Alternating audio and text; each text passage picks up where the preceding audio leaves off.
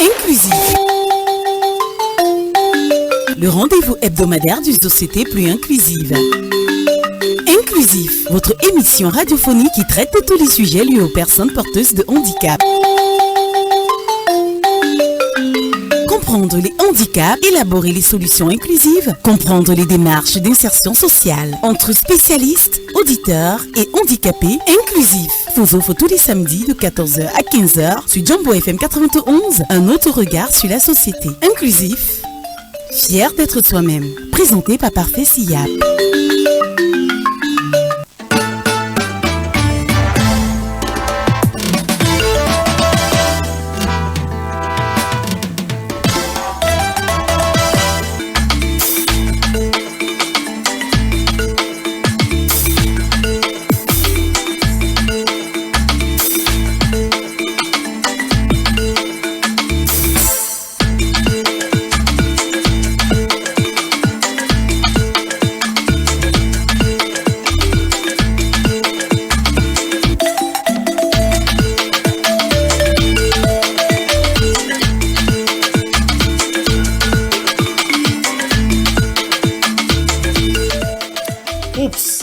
Bienvenue à votre émission inclusive sur Jambo Radio de Only One.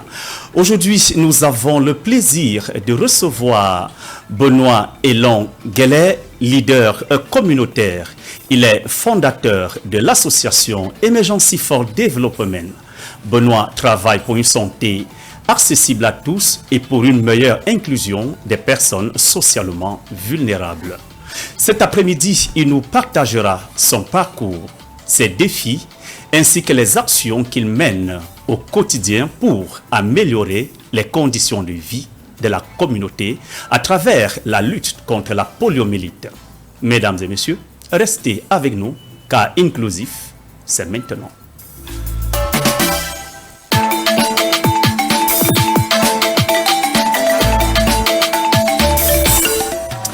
Bien sûr, à la mise en onde de ce programme cet après-midi, c'est le compère de toujours, Dixon. Il assure la réalisation et la mise en onde de cette émission.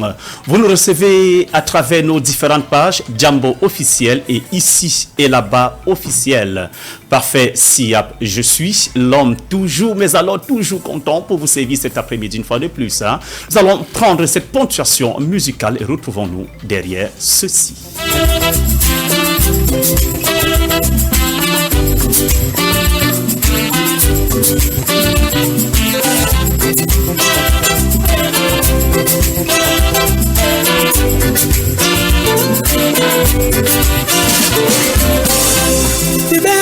Tiba senti au clock qui dom langue n'est passé ne wa yo bon budu manyaka nu na bino wona wa December aselende pula ndolo ni negeti awana mekwati negeti pete apula pete ndolo na negeti pete awana mekwati anu malembo ha ase ambango de konto la ngwena na tontimo na tona mese na tiana mokele mo la ngamo sese abino sese timbimba mongo entakisemba pulu na mwese tuogotomo miama mulolongo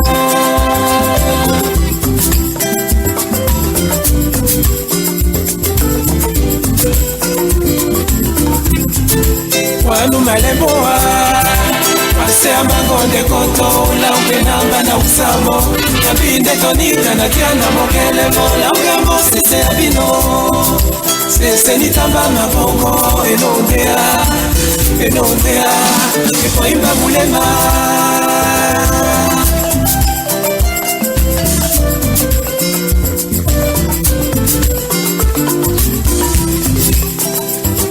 naongedia sila tibokime nolonyese nini mbembe nenolongo nyendenya babebe jeti mbenge alongo no ona mote pote anaona tena wone baise again baise fani baise nati nisombe alongo Angela singa no ke babele nisomboa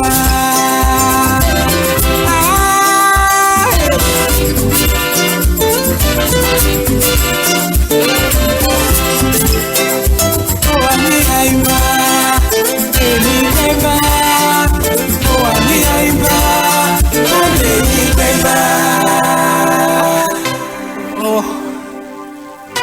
même yo baissé au kabwa. Moni olono muna moti muiweti nana de madlosi ande ambamioli anda betambi wande mboti lomia bapeti bande ani longe mbasonti tanti meti lomia momoni kweno pari tolambo aikusi wa idojo yuana bekwati banamba mona na te bodi boy de tino kokolo. Oh, banaba, wani wola nila nanana.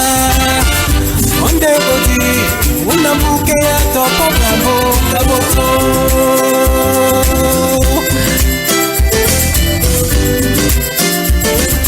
Buke ya topo bravo, kaboto.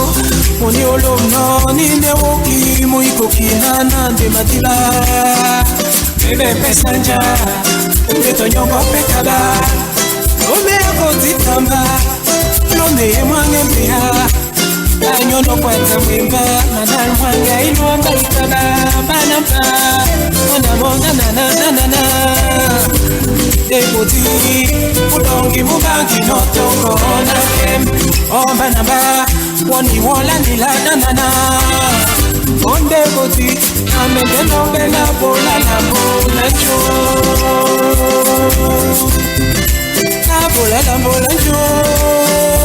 Amende no bela maneti bola. Bola jo. Amende no bela maneti bola.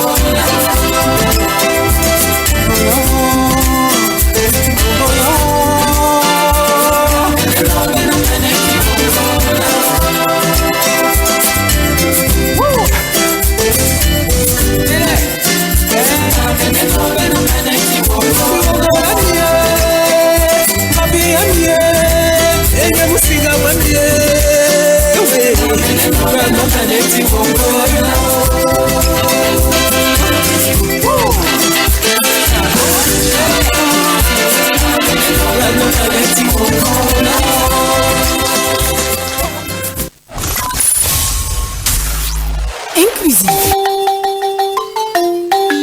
Le rendez-vous hebdomadaire d'une société plus inclusive. Inclusif, votre émission radiophonique qui traite de tous les sujets liés aux personnes porteuses de handicap.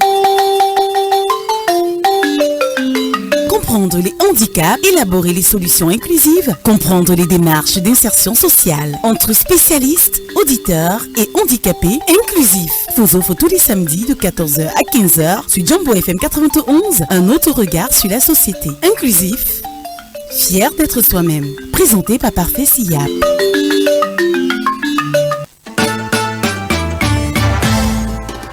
Inclusif, fier d'être soi-même, mesdames et messieurs, c'est bel et bien votre émission inclusive qui continue cet après-midi sur la 91 FM. On pense comme ça à tous ceux qui nous écoutent et nous regardent en ce moment.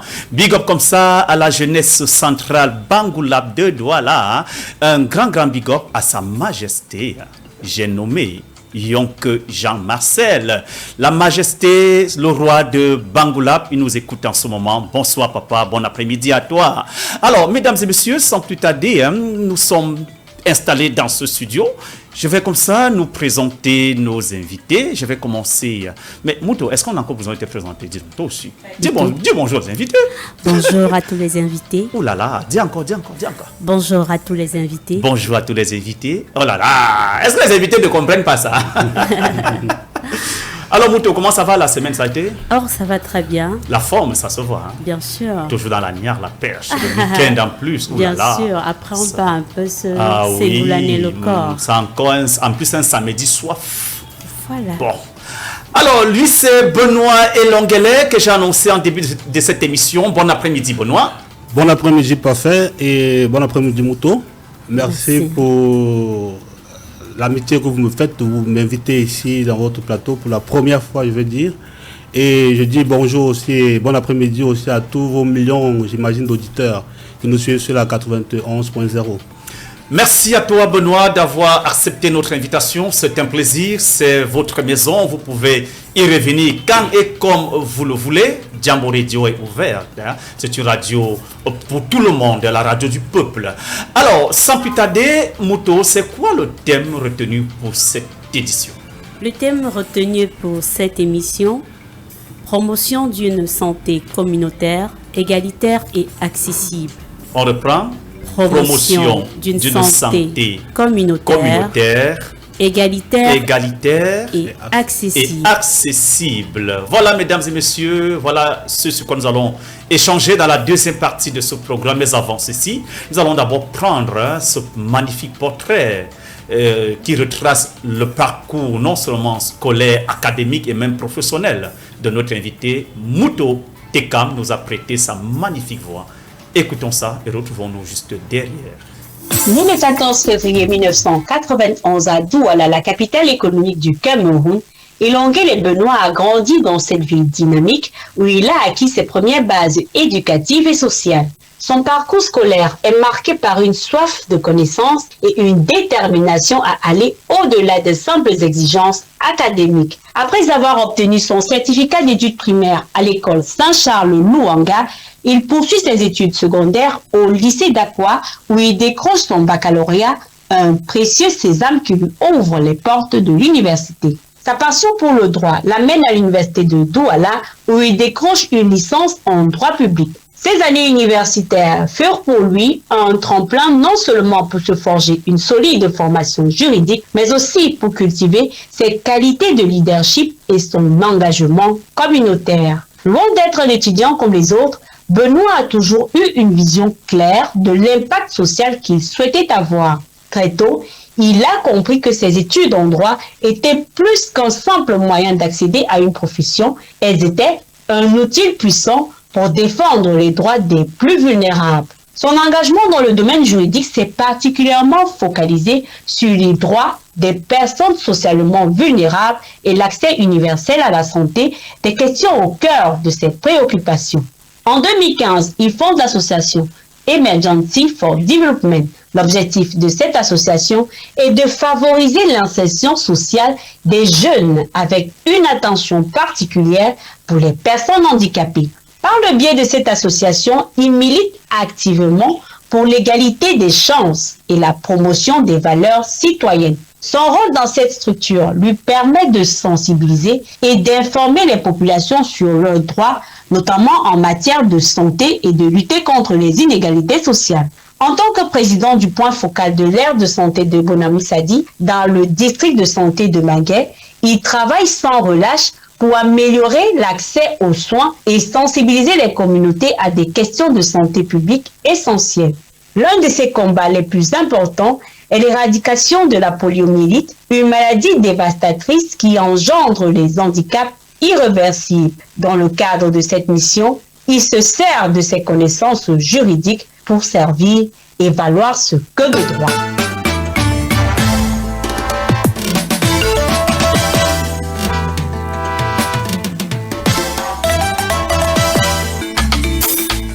Pour servir et valoir ce que de droit, dit Mouto. Merci pour ce magnifique reportage qui retrace le parcours intégral de notre invité dans ce studio. Une fois de plus, bon après-midi, Benoît. Bon après-midi, parfait. Alors, nous venons là d'écouter ton magnifique portrait. Qu'est-ce que tu trouves déjà des éléments qui ont été dits à l'intérieur? Je trouve que le portrait est fidèle à la personne que j'incarne. Oui. Bon, Mouto a su trouver les mots pour pouvoir dire exactement qui est Benoît Elonguele. D'accord, merci également Mouto, merci à vous, merci à nos millions d'auditeurs qui nous reçoivent en ce moment. Alors dites-nous, vous êtes président fondateur de l'association Emergency for Development. Oui. Alors, en quelle année vous avez créé cette association et qu'est-ce qui vous a motivé à mettre sur pied cette structure? Bien, nous avons créé, je ne peux pas dire j'ai, puisque j'étais avec des collaborateurs, des frères, des amis. Nous avons créé Emergency le 22 août 2015. 22 août 2015, bien sûr, au village Bonamoussadi. Et ce qui nous a motivés, c'est en fait l'oisivité des jeunes. Nous avons trouvé que les jeunes étaient très oisifs, ne faisaient rien, et puis ils étaient trop concentrés sur les travaux qui ne les mettaient pas au niveau d'études qu'ils étaient. Donc on a donc trouvé bon de trouver une plateforme où on va discuter avec les jeunes pour leur donner effectivement confiance à leur potentiel inexploité qu'on voyait effectivement qu'ils avaient. C'est un peu dans ce sens que nous avons créé Emergency for Development. D'accord. Mais nous voyons dans votre parcours académique que vous avez fait droit à l'université. Oui. Mais vos actions sur le terrain parlent plus de la santé. Comment expliquez-vous cette transition? Bien, en fait, ce que je dis pas souvent, c'est que j'ai été élevé par une maman, Anne-Marie Mendoa. Je vais donner son nom comme ça. Oui, bien sûr. Bonjour maman, bon après-midi à maman, bien sûr, bien du sûr. côté des Bolovois, Oui. et qui était une personne handicapée. Ah, Voilà, ok. justement, Donc, elle était elle était une personne handicapée. vivante avec un Ouais. handicap. Un handicap. Et puis, elle était tellement forte, elle travaillait sans relâche et voilà, on voyait qu'elle se battait beaucoup. Et il y avait quand même aussi des injustices qui étaient faites à son endroit. Et j'ai trouvé au fond de moi qu'il fallait que j'essaye de protéger, bien sûr, de protéger vraiment les personnes handicapées. Non seulement elle, mais tous ceux qui vivent avec un handicap. C'est un peu le déclic de, Oui. de cette D'accord. Oui, action Moto, sociale. tu avais quelque chose à Non, dire? j'étais en train d'ajouter qu'il voulait aider toute la confrérie, toute la communauté. Oh oui, toute la communauté des personnes vivant avec un handicap, Exactement. effectivement. Parce que ici, lorsque on ne protège pas, il y a nos droits qui sont de temps en temps bafoués. Et si nous n'avons pas des âmes de bonne volonté, comme on l'a souvent dit ça à l'émission Moto, des personnes pour nous venir en aide, pour nous aider à faire valoir ces droits, alors on sera toujours en marge de la société. Alors, Benoît, maintenant, parlez-nous donc des missions de votre association. Bien, il faut dire quand même qu'il y a une historique vraiment dans les missions d'Emergency. Parce que Emergency a été créé à la base pour intégrer le jeune dans la société, c'est-à-dire une réinsertion sociale des jeunes. Une réinsertion sociale des jeunes.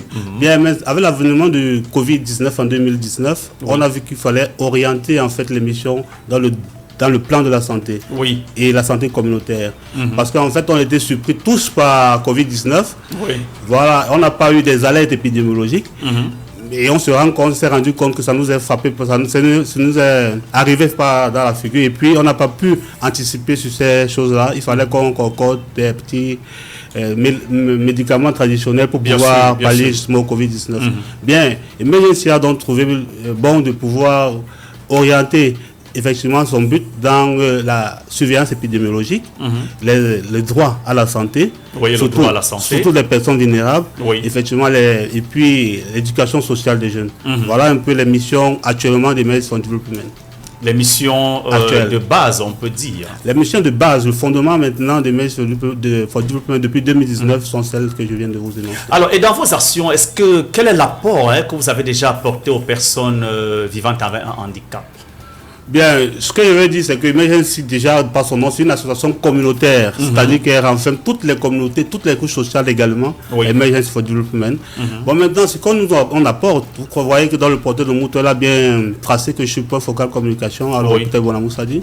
Ça veut dire que je communique avec les dirigeants des hôpitaux pour pouvoir, avoir l'accès, que les personnes handicapées soient accessibles dans les hôpitaux, c'est-à-dire du point de vue de leur mobilité, il faudrait qu'ils circulent dans l'hôpital. Parce qu'en fait, on a constaté que les structures de santé n'ont pas des rampes d'accès. Effectivement, il n'y a pas aussi les personnes qui peuvent orienter. Et les personnes, par exemple, vivant avec un handicap sous-muet, je vais dire comme ça, ils ne peuvent pas communiquer. Ils ne peuvent pas communiquer puisqu'il n'y a personne qui va essayer de leur dire, en tout cas de traduire les signes. Bien, voilà comment nous avons donc interpellé les dirigeants de l'hôpital Bonamoussa pour pouvoir mettre les rampes d'accès et effectivement, et heureusement, ils ont mis. Ah bon? Mais ça mérite des acclamations. Ça, c'est fantastique. Il faut reconnaître que l'hôpital de Bonamoussa aujourd'hui a des rampes d'accès accessibles. L'accessibilité est totale pour toutes les personnes vivant avec un handicap. Super. Il y a même le service social actuellement avec lequel on travaille qui permet justement cette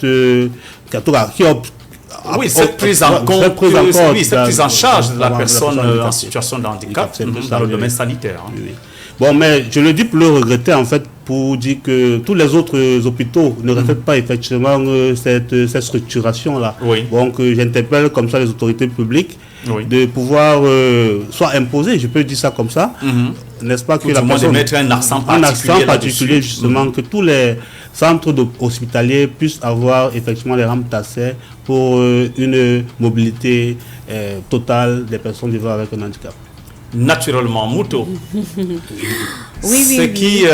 Tu vois que les mêmes énergies se rencontrent. Tu suis mon regard. Je sais que tu as dit et voilà. Lâche-toi. Moi, Oui. je suis d'abord dans la première optique, comme toi, parfait, Oui. en me demandant, dans la transition, comment est-ce que ça s'est fait qu'une personne lambda soit dans le milieu hospitalier?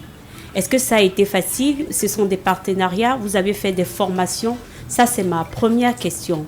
La deuxième question, excuse-moi, avant qu'il ne continue. Non, vas-y, je ne je t'ai peux dit pas- lâche-toi, donc c'est ton moment. La deuxième question, c'est est-ce que vous ne travaillez qu'avec des hôpitaux publics?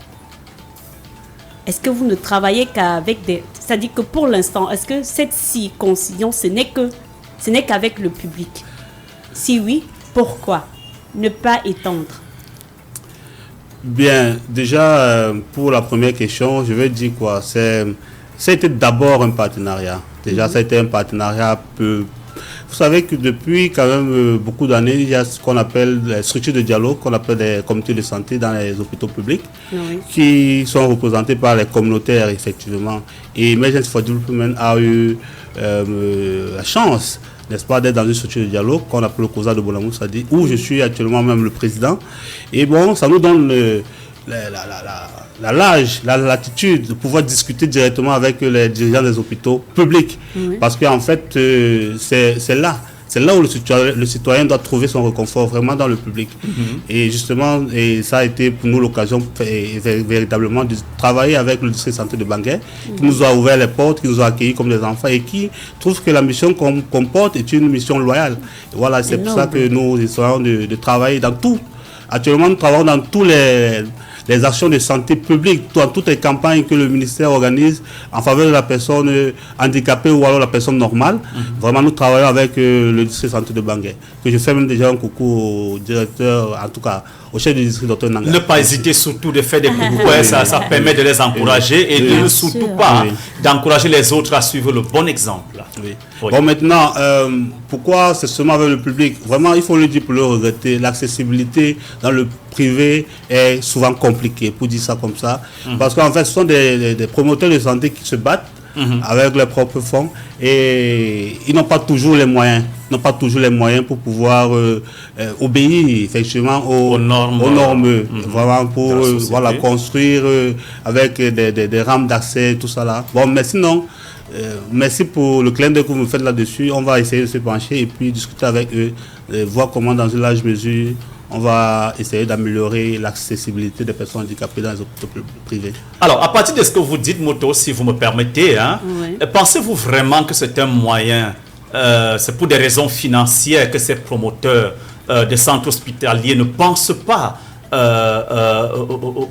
aux accès inclusifs au sein de leur structure? Pensez-vous vraiment que c'est pour des raisons financières? Moi, je dirais non. Moi non, moi aussi. Moi, je dirais non. Je Moi pense que aussi. c'est une question de manque de connaissances. C'est tout. Parce que du moment où, oui, Moto, vas-y, n'aie pas peur de Oui, parler, on est c'est ici ce que pour je voulais décrire, hein. dire. Parfois, c'est l'ignorance. Excusez-moi le mot. Parce que normalement, on parle d'inclusion. On Ça parlait fait combien de d'inclusion. temps? Nous voudrions avoir une société encore plus inclusive. Inclusive. Et ceci doit passer dans tous les domaines de la société. Dans tous les domaines. Oui. Donc, pour celui qui construit, c'est même facile parce qu'il a un architecte. Voilà. Toi qui es du public, tu viens juste trouver quelque chose qui est déjà là et Et tu tu améliores. t'adaptes. Voilà. Tu demandes des subventions pour qu'on puisse... En fait, tu mets un projet, on vote un projet et puis on te donne des subventions pour que cette chose soit mise en évidence. Oui. Or, le privé, lui, il a son canevas là. Il a son architecte là. Donc, je peux dire aussi que c'est pas ignorance, mais il y a des hôpitaux qui ont ces rampes-là. Par exemple, quand vous allez, excusez-moi de citer, par exemple à Adouchem. Vous voyez souvent Oui. dans certains Adouchem, il y a des rampes. Moi, à Bali, il y a une rampe qui monte, là, Oui. j'ai vu. Et j'ai aussi un hôpital que j'ai vu comme ça à Bonabéry qui en a aussi. Donc, des gens essaient. Ils Ils essaient. essaient. Il faut juste Mais, les encourager. Voilà. Les encourager. Et je reviendrai aussi sur le point où vous avez parlé des personnes pour aider les handicapés, les personnes handicapées pour mieux communiquer. avec, Je pense que si chaque communauté ou bien chaque hôpital prenait une ou deux personnes pour les former, les deux personnes pourraient former les autres. Mais j'ai aussi envie de dire que si c'est un problème financier, on pourrait commencer par les pictogrammes, par exemple. Bien sûr, oui. Parce que tous les handicapés ne savent pas, par exemple, lire. Vous voyez? Mais à travers l'image, c'est comme un enfant, vous comprenez vite le geste. Si vous avez un pictogramme qui dit entrée, vous allez entrer. Oui. Si vous avez un pictogramme qui dit docteur, vous savez qu'ici c'est docteur. Donc voilà, ça, ce sont des suggestions. Il y a un big up vraiment à tous les agents communautaires qui font un travail incroyable. Big up et des encouragements, ça vraiment il faut le dire. Et tu sais, Mouto, c'est quelque chose que nous avons toujours, disons, incité les jeunes à se lancer dans du bénévolat, à venir toujours de voler au secours comme ça des personnes socialement vulnérables. Pas forcément en argent, mais même en disponibilité. Même, et c'est ce que ces agents à base communautaire, ils le font. Oui. Mais est-ce que, Benoît, au sein de votre association, vous formez des jeunes sur ces fonctions?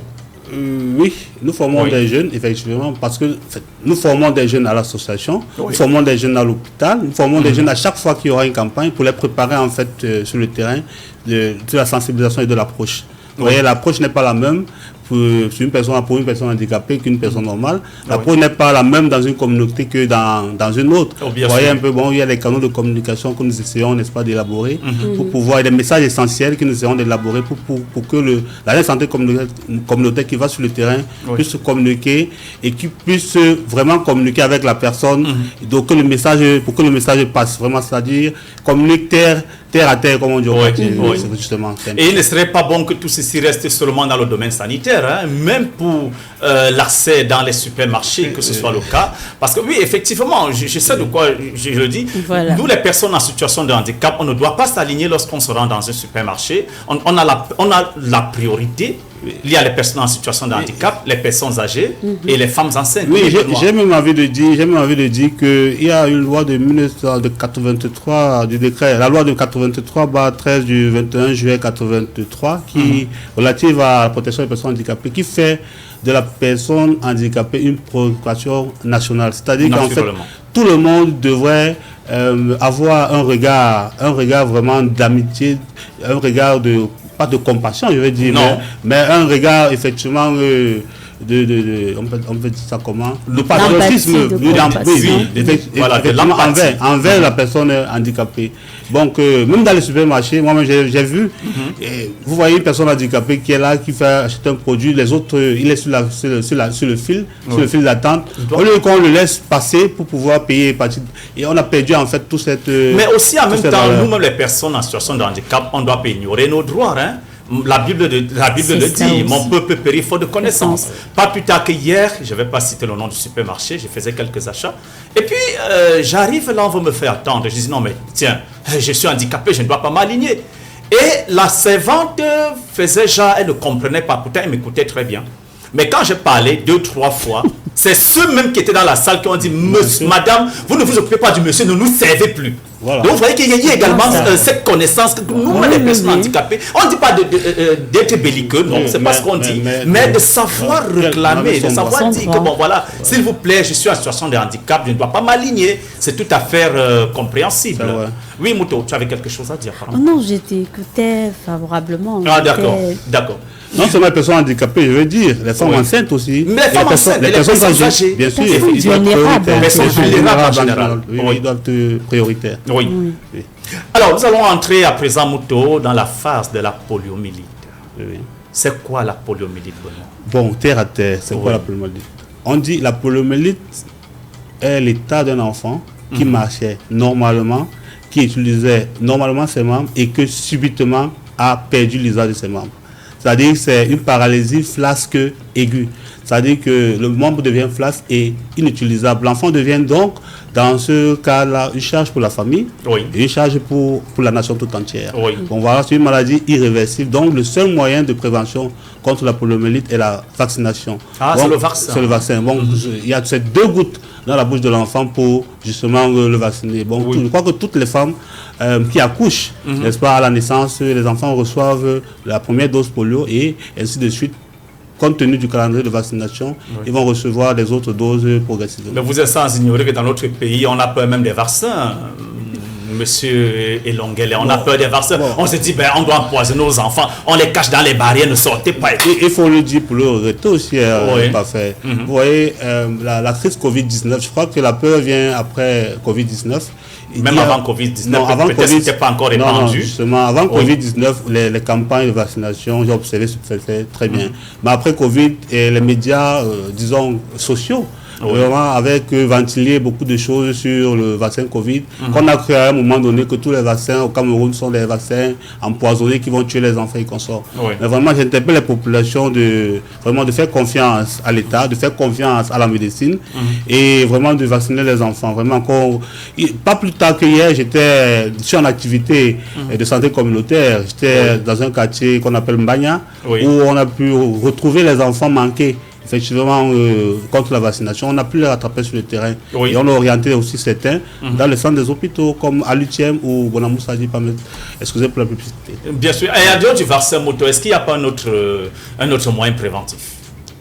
Mais monsieur, il va répondre. Oui, est-ce qu'il y a un autre moyen préventif? Non, vraiment, il n'y a pas de moyen préventif à part la vaccination.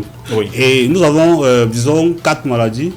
Et que nous suivons particulièrement. Nous avons la rougeole, la fièvre jaune, la poliomyélite et le choléra. Voilà les maladies vraiment qui font quand même des ravages, sont irréversibles. Vous voyez un peu, qu'on appelle maladie irréversible, c'est-à-dire qu'il n'y a pas de traitement fixe possible pour la maladie qu'on appelle. Dès que ça t'a pris, on va te soigner à tâtons. C'est-à-dire qu'on va soigner les symptômes, par-ci, par-là, et puis on va même aller chez les guérisseurs traditionnels. Pour la chance, si tu as la chance, c'est un membre peut-être qui sera paralysé, mais vous voyez, parfois il y a les autres que ce sont les 2 membres, parfois il y a même tous les membres qui sont paralysés. Bon, il n'y a pas de traitement fixe pour la poliomyélite. Le seul moyen de prévention, ça nous rend vraiment en situation de handicap. Voilà, vraiment, le seul moyen, c'est la vaccination. Et y a-t-il un âge pour recevoir son vaccin de la poliomyélite? Bon, généralement, ce qu'on couvre, c'est les enfants de 0 à 5 ans. Voilà, 0 à 5 ans, effectivement. 0 à 5 ans. Donc, passé 5 ans, le vaccin ne peut plus être valable. Bon, passé 5 ans, ça ne veut pas dire que tu ne peux plus faire la poliomyélite, mais on considère que tes os sont déjà quand même assez un peu durs pour que la paralysie ne te prenne plus. C'est bon. Mais sinon, tu es quand même déjà 0 à 5 ans, on accentue en fait sur l'âge 0 à 5 ans. Mais chez nous en Afrique, on dit souvent qu'il faut masser l'enfant avec les os du singe pour rendre ses os solides. Est-ce que le vaccin est vraiment nécessaire? Parce que là, nous sommes en Afrique, moto. Nous, dans nos villages, nos mamans ont des astuces, astuces de grammaire que nous connaissons tous. On masse l'enfant avec les os du singe, il est solide, il saute comme une tisse. Alors, quand on nous parle des vaccins, qui parfois sont néfastes aussi pour la santé, et qu'aujourd'hui vous dites non, c'est bien, bon, il faudrait qu'on explique clairement à nos auditeurs l'importance capitale qu'il y a à vacciner nos enfants. Oui, Mouto. Oui, je voulais dire, parfait, j'ai bien aimé ta phrase de tout à l'heure, quand tu disais mon peuple périt faute de connaissances. Tu te rappelles? Oui, bien sûr. Voilà, c'est vrai, nous reconnaissons que nous sommes d'abord africains, nous aimons les plantes. Oui, bien sûr. Nous avons nos thérapies de grand-mère. Bien sûr. Mais le souci que l'hôpital a souvent avec la thérapie traditionnelle, c'est le dosage. Le dosage. Ce n'est pas que ça ne marche pas. On dit un verre matin, un verre soir. Je dis que ce n'est pas que ça ne marche pas. Non, on a dit un verre matin, un verre soir. Parfois, on boit même un peu plus que tu donnes. C'est le réveil, ça va. Mais justement, j'ai bien nuancé que le problème, c'est le dosage. Oui. C'est un peu comme quand on dit j'ai eu une anémie. On va te dire, ok, prends les non, pas les médecins, prends la feuille qui est verte, rouge là, ou bien tu prends, les feuilles de manioc. Tu vas prendre ça pendant combien de jours? On te dit bois, matin et soir. Mais ça donne le sang, ça ne donne pas le sang. Non, le dosage. Il y a vert et vert, il y a les couverts, il y a les verts qui ont... Tout ça c'est gras sinon, maman, tout ça c'est vert. En fait, je crois que c'est là où la médecine s'est accentuée sur le dosage. C'est quand on sait effectivement quel millimétrage donner pour le corps et pour l'âge. Donc, je crois que c'est pour ça que de ce côté-là, il y a efficacité. Ça ne veut pas dire que certains corps ne rejettent pas le vaccin. Il y a souvent des gens que le corps rejette, dont les anticorps rejettent. Mais la plupart du cas, ça marche. Donc, on ne peut qu'encourager. Moi, je voulais demander à M. Benoît si les séances éducatives qu'ils font, c'est pour les mamans dans les quartiers où ils vont dans les hôpitaux pendant Pour les sensibilisations. Pour les sensibilisations pendant les vaccinations, parce que les mamans reviennent toujours à l'hôpital avec leur carnet après leur accouchement pour effectuer cette vaccination. Oui, avant de répondre, je vais quand même dire que dans la dispensation communautaire, c'est-à-dire quand on donne le médicament à un enfant, on respecte les CMB. Il y a les CMB d'une bonne dispensation. Bon, le bon médicament au bon patient, au bon moment, à la bonne dose, à la bonne voie d'administration. C'est-à-dire qu'on ne donne pas le médicament n'importe comment. Bon, voilà, c'est pour ça que je voulais faire un clin d'œil quand elle a parlé du dosage. Donc, c'est 2 gouttes dans la bouche de l'enfant et l'enfant est immunisé. Bon, maintenant, pour revenir à ta question, c'est vraiment notre action n'est pas pour les femmes qui vont déjà dans les hôpitaux. Vous voyez, celles qui vont déjà dans l'hôpital sont conscientes du fait qu'effectivement, il faut qu'elles arrivent à vacciner les enfants et qu'elles respectent le calendrier. Ben, nous, on se déporte dans les communautés, c'est-à-dire dans les villages, dans les quartiers. Et nous, on fait ce qu'on appelle souvent les rayons d'engagement communautaire. C'est-à-dire qu'on rayons d'engagement communautaire. C'est-à-dire qu'on appelle les chefs de village, les chefs de quartier, des communautés à un endroit. On leur parle de l'importance de l'action qu'on va mener sur le terrain. Une fois qu'on a fini, on donne le quitus d'entrer dans leur communauté pour discuter avec ces communautés-là. Donc, en fait, l'action est plus communautaire que hospitalière. Voilà un peu ce que peut dire. Très intéressant, ça. C'est fantastique. Donc, voilà, mesdames et messieurs, on comprend ici qu'il est important de faire vacciner nos enfants. Nos plantes, c'est bien, mais on a un problème de dosage. Il est mieux de prévenir des maladies sur nos enfants qui pourraient leur rendre en situation de handicap du jour au lendemain. Alors, il faut dire, chers amis, que nous sommes rendus à la deuxième partie de notre programme et nous allons échanger à présent sur le thème. Mouto. Le type, c'est mon nom. Ah oui, Mouto. Le nom prononcé par tous les artistes, je vais t'aimer ça comment? Tu vois ça comment, Benoît? Bien sûr. Ah oui, c'est un bon nom. Hein. Ah oui, toi-même tu es une star, qu'est-ce que tu crois? En plus, tu parles à la radio. Tu es une star. Bon, nous allons revenir à nos moutons sur le thème du jour, promotion d'une santé communautaire, égalitaire et accessible.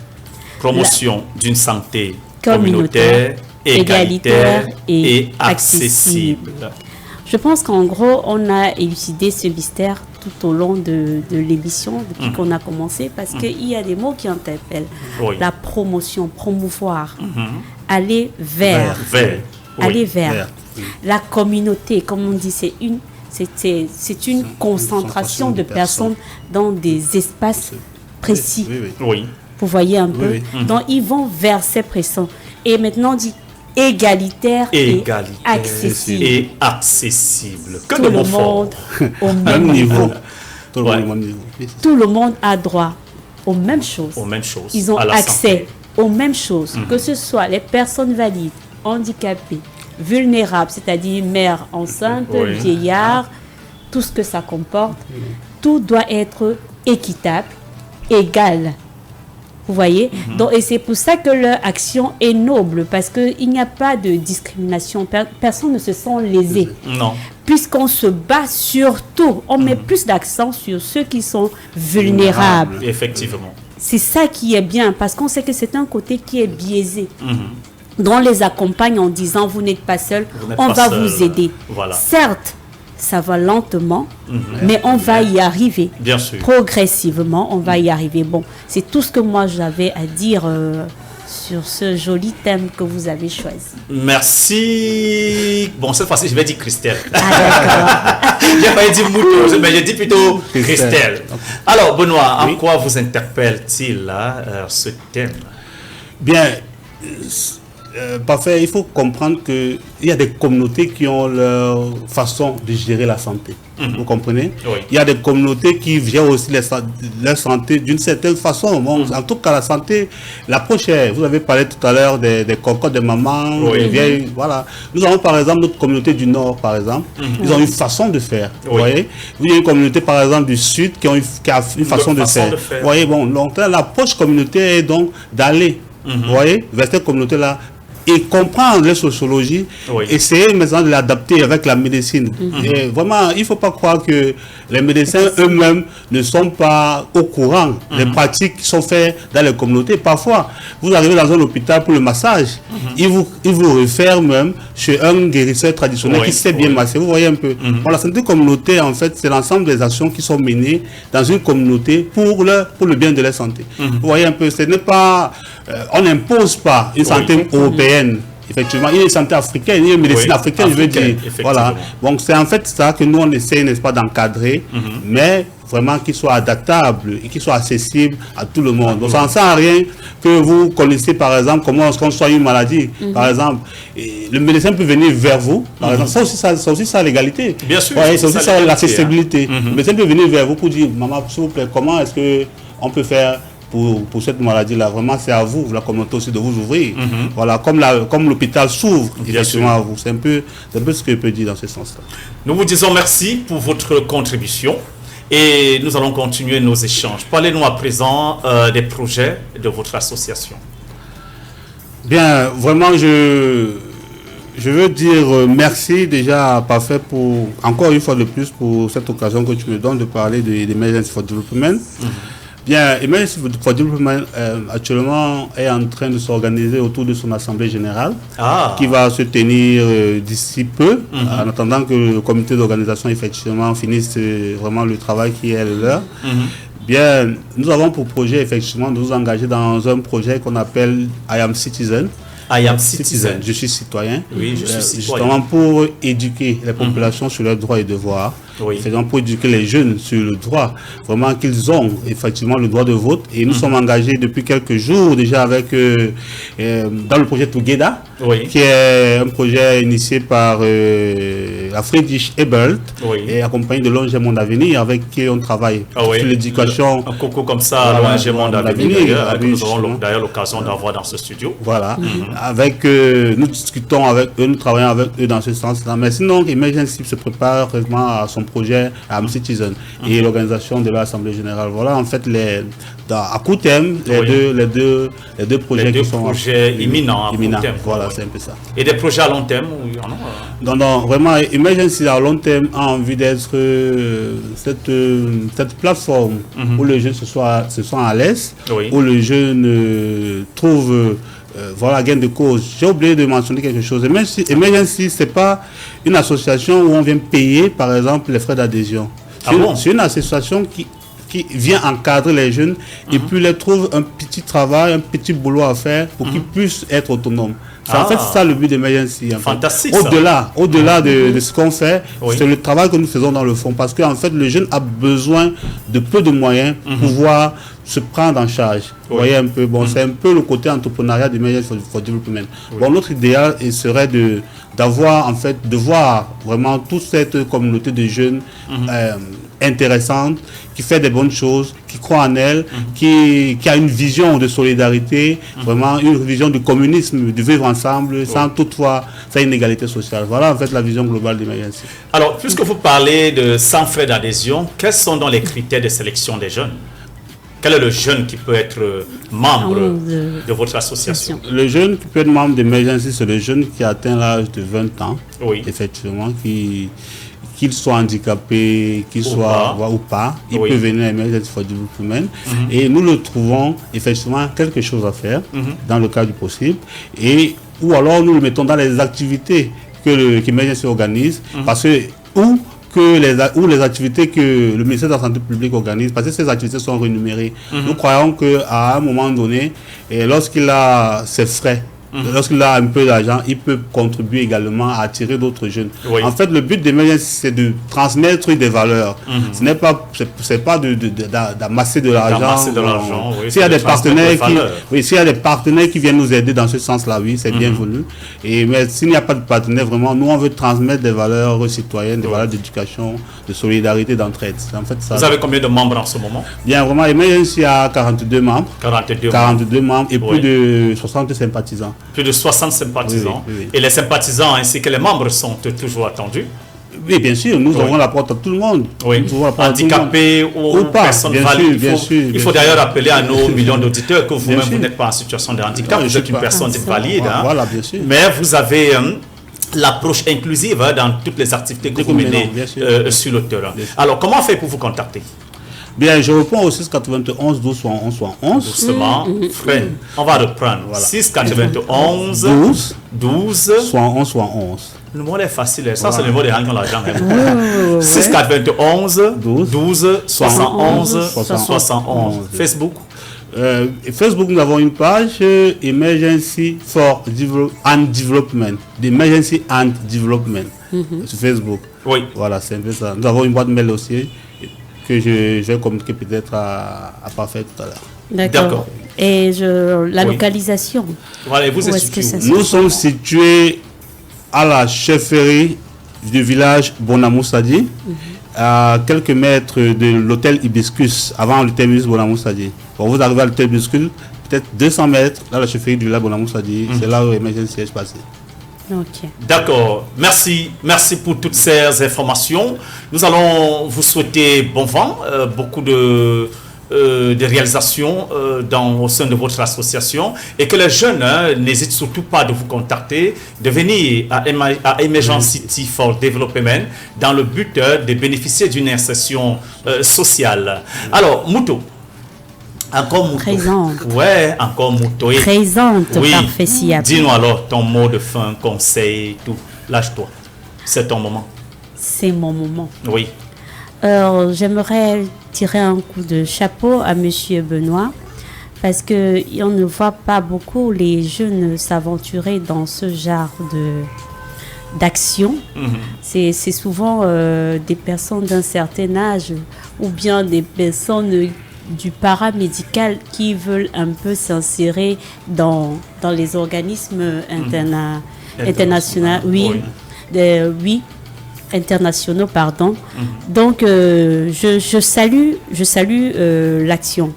Mais j'aurais aussi aimé lui demander, excuse-moi, même comme c'est mon mot de fin. Non, vas-y. Comment est-ce qu'il fait pour survivre? Non, pas pour survivre. Je ne m'inquiète pas pour lui. C'est un bosseur. Okay. Comment est-ce qu'il fait pour évaluer son action sur le terrain? Puisqu'il va juste interagir avec les communautés et avec l'hôpital. Est-ce que quand il part, par exemple, pour les personnes vulnérables, il y a quelqu'un qui est là pour lui faire un compte rendu de qui est entré comme vulnérable, qui a eu un souci, comment est-ce qu'on peut remédier? Je ne sais pas, comment est-ce qu'il fait pour évaluer son action sur le terrain? Oui, vraiment c'est une question quand même très intéressante, on peut dire. Bien, mais déjà, si je veux seulement me baser par exemple au centre médical d'arrondissement de Bonamoussadi, le service social m'interpelle, vous voyez, il m'interpelle par exemple lorsqu'il y a quelqu'un qui, par exemple, vulnérable ou indigent, voilà, qui ne peut pas payer des soins, vous voyez, et nous intervenons pour essayer de le faire sortir de l'hôpital, vous voyez un peu. Bon, cette action sociale finit par un merci. Un merci, qui est le mot le plus intéressant lorsqu'on mène des actions sociales, quand quelqu'un te dit merci pour ce que tu as fait pour moi. Et lorsque nous sommes invités, par exemple, nous avons eu l'occasion d'être invités par la CONAC à Yaoundé, et nous ne savons pas que Emergency était vu par beaucoup de personnes. Bon, on met les actions sur le terrain, mais quand on nous invite déjà à Yaoundé, au niveau des ministères, on se rend compte qu'effectivement, il y a un suivi, il y a un regard. Il y a un regard qui est posé sur vous. Voilà, c'est un peu ça. Bon, sinon, globalement, il n'y a pas un indicateur ou de température ou de mais. Vraiment, le merci, le retour des gens, les appels, tout ça là, on se rend compte qu'effectivement, la communication passe, les gens sont contents, et qu'il y a un problème, nous sommes interpellés. C'est un peu ce que je peux dire. Ok, voilà. Je vais donc chuter en disant que la santé, c'est tout ce qu'on a de meilleur. Parce que quand on est en santé, on peut tout faire. Donc, je ne peux qu'encourager ce genre d'initiative et que l'association Emergency for Development aille de l'avant et qu'elle continue son œuvre pour une société inclusive et égalitaire. Voilà. Pour une société inclusive et égalitaire, dit Christelle. Merci Mouto pour ce magnifique mot de fin. Benoît, mot de fin, conseil, mot de fin et conseil. Bien, ce que je vais dire déjà, nous sommes à une année quand même électorale. Ouais. Voilà. Je vais dire aux jeunes qui nous écoutent, les jeunes qui se plaignent, les jeunes qui ne se plaignent pas, les jeunes qui ne veulent pas user de leurs droits, surtout, voilà, vraiment d'avoir le carte d'électeur, vraiment, et d'aller voter. On a dit de barrer son partenaire s'il n'a pas de Moi, carte. tu as ta carte. Oui, Je vais te barrer. Hein. Non, tu ne peux pas me barrer. Ah non, d'accord. Si tu as ta carte, c'est bon. Je suis une citoyenne. Ah d'accord, super. Oui, Benoît avait la parole. Justement, d'aller voter ce jour-là et de revenir vers 18h pour essayer de décompter les voix. Oui. Voilà, et de suivre toutes les actions qui seront dans le processus électoral pour cette année 2025. Je crois que tout jeune doit aller voter en 2025. C'est le message que j'envoie non seulement à tous les membres d'Emergency for Development qui ont déjà leur carte d'électeur, parce que tout le monde d'Emergency a sa carte d'électeur déjà. Oh, super. Voilà, bien sûr. Le président, moi-même, j'ai ma carte d'électeur. Oui. Ma compagne a sa carte d'électeur. Voilà, ses parents, ses cartes d'électeur. Vraiment, sensibilisons dans nos familles Bien sûr. pour que ce jour, nous allons voter le choix qui est le vôtre. On ne vous impose pas un Aucun candidat. choix. Vraiment, vous serez face à votre destin. Votez celui que vous voulez. Voilà mon nom de ça. Merci beaucoup. Merci, c'est ici que la locomotive entre en gare. Inclusif se termine. Hein. Il faut dire que c'est le dernier numéro du mois de mars. Nous allons nous retrouver samedi prochain pour le tout premier numéro du mois d'avril. Hein. Et le président Chop Chop était à la supervision générale. Dixon a assuré la mise en onde et la réalisation de ce programme.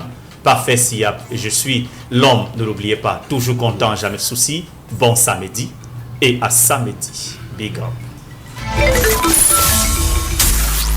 Inclusif. Le rendez-vous hebdomadaire d'une société plus inclusive. Inclusif, votre émission radiophonique qui traite de tous les sujets liés aux personnes porteuses de handicap. Comprendre les handicaps, élaborer les solutions inclusives, comprendre les démarches d'insertion sociale entre spécialistes, auditeurs et handicapés. Inclusif vous offre tous les samedis de 14h à 15h sur Jambo FM 91 un autre regard sur la société. Inclusif, fier d'être soi-même. Présenté par Parfait Siap.